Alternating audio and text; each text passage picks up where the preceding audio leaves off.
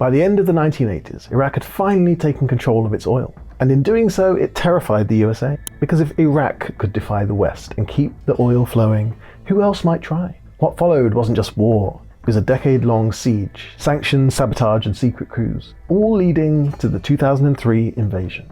But the real reason wasn't what you were told on the news.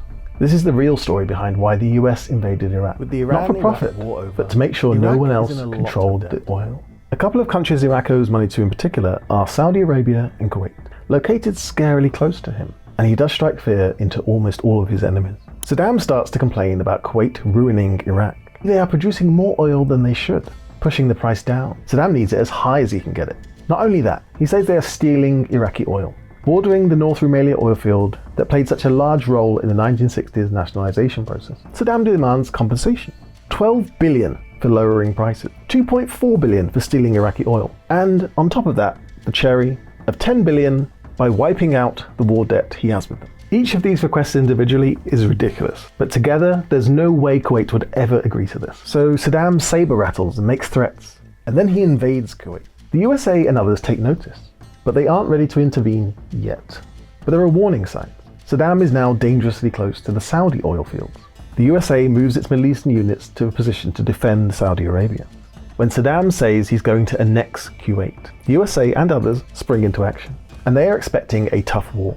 The Iraqi army at this time was possibly the 5th largest in the world, bigger than the USA's, and it was battle-hardened after 8 years of war with Iran. However, it ends up being over quickly. In short, because the war was fought mainly in Kuwait, where Iraq didn't have so many air defenses, and with that the US had air supremacy, and used it to mount constant attacks on supplies and troops, meaning that many on the Iraqi side start deserting the army. As a small note, it was also one of the first wars where the USA used GPS, while their opponents were using old-fashioned maps. Everyone, including the USA, was surprised how easy this was. Something that maybe gave them too much confidence later. Saddam and Iraq were already isolated before this incident, but now they are truly pariahs. This time though, the USSR is gone. There's no big Cold War superpower to help them out, leaving the eye of the USA locked onto them. From this point on, the USA is determined to squeeze Iraq, all in the name of getting rid of Saddam.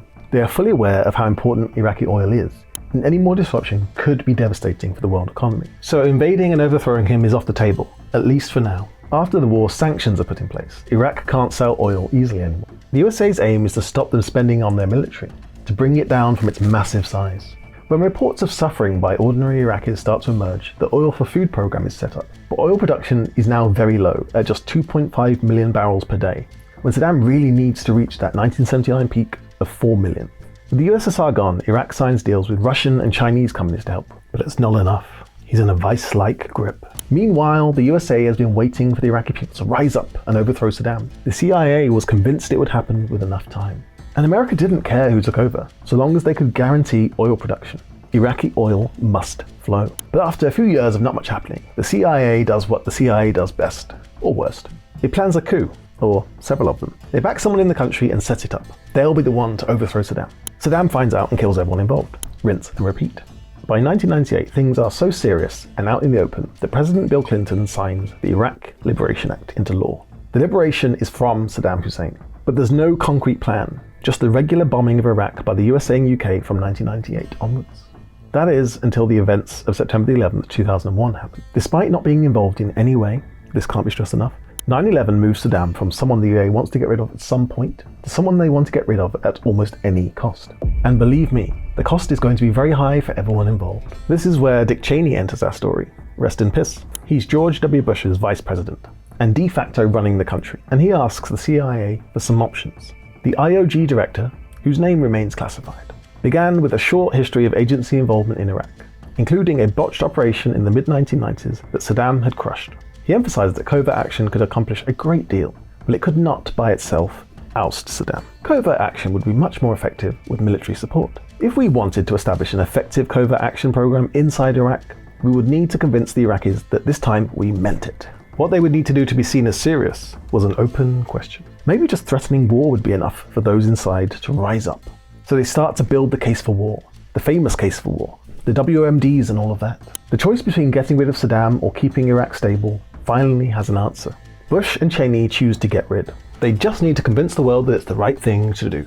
This is the new American century. Behind the scenes, ever since the end of the Cold War, they had grown in power. They had members like Donald Rumsfeld and John Bolton, and they pushed hard for solving a problem like Saddam. Almost drunk on the collapse of the USSR, they pushed for intervening in the world more, to use their position of strength to change the world. They were behind the Iraq Liberation Act. They pushed for the coups, and many of them ended up in George W. Bush's administration. But the Iraq Liberation Act did more than just call for the USA to get rid of Saddam. It provided funding to those who could help.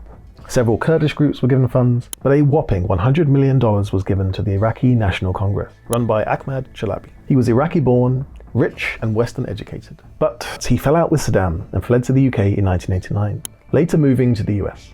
When dealing with the likes of the new American century, he made it very clear he would be the best person to take Saddam's place. He'd be the American puppet. He was well connected to many Republicans, but also to many in the media. But why are we focusing on him so much? Because he's the reason the WMD explanation becomes the main one. This is Rafid Ahmad Alwan al-Janabi, the brother of a member of Chalabi's team. He's the source of the famous mobile WMD labs that Colin Powell used in a UN speech to justify the war. All of it was made up, we know that now. But did Bush and Cheney know that? We don't truly know, but the CIA certainly knew he was lying, and that Chalabi could not be trusted. Clearly they weren't as good at telling the president what he wanted to hear. The invasion happens, mission accomplished, and all of that. Except it wasn't, and the occupation came at the cost of hundreds of thousands of Iraqi lives, and lasted for 7 years. But the number the USA really cares about? Oil output. Guess what? Oil production fell from its already low number in the 90s. It only got back to 1970s numbers once the USA left in 2011. And in 2004, our friend Chalabi was a special guest at the State of Union. That's how deeply entwined he was in the administration. And he had some political power in the new Iraqi government. But as it became clear how much he and others in the Iraqi National Congress had lied, his influence fell. He was deeply unpopular in Iraq, and he faded into the background before dying in 2015. So in some ways, yes, you could argue that the USA did invade in 2003 because of Iraq's oil. Not necessarily to profit directly from it. But during this story, we did touch quite a bit on Iran, and although the USA hasn't invaded Iran since World War II, there's a strong argument to be made that the reason they have such a terrible regime now is because of the likes of the USA, Britain, and Russia. Watch this to see how the Iranian people have long suffered the consequences of colonialism.